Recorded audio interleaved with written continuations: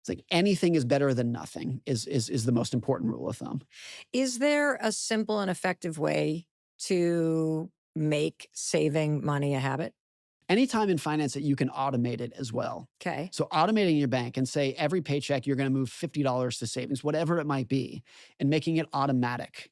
The more that you can take behavior out of the system, Hmm. because we're all flawed.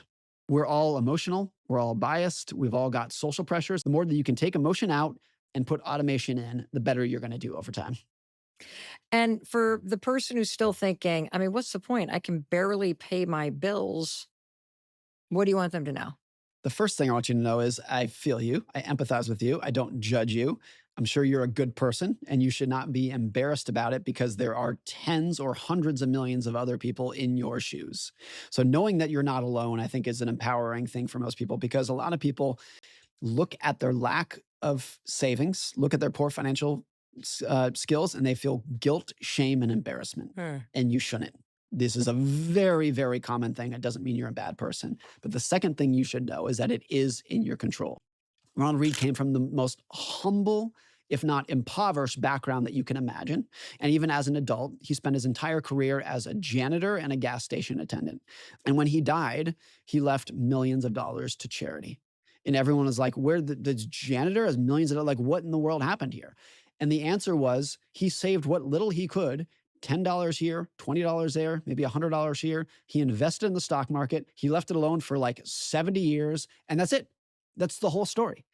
And that's all you need. If you have the right behavior, if you have the right mindset, you don't need much else to even achieve extraordinary returns over time. Desiring less can have the same impact on your well being as gaining more money.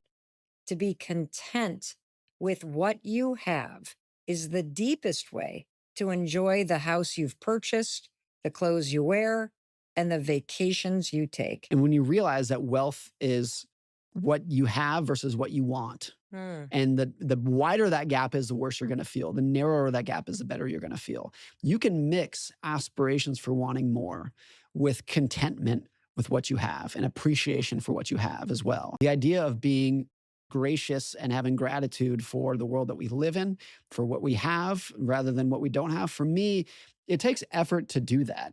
Nothing in psychology, I think, is more powerful than keeping your expectations in check and being gracious for what you already have.